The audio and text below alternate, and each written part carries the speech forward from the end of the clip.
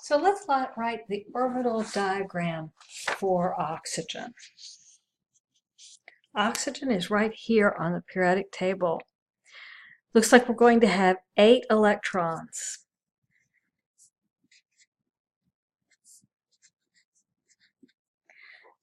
So the first box is going to be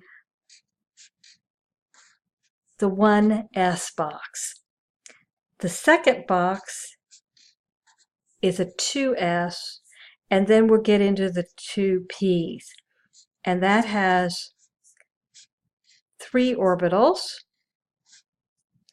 So when we go to place our 8 electrons, we'll start with the lowest energy orbital first, which is the 1s. And we'll put we've got 2 electrons in that first box. Then we'll go to the next lowest energy level, and that's the 2s. And we get, so that gives us 4 electrons are placed. Now we still have 4 more electrons to place.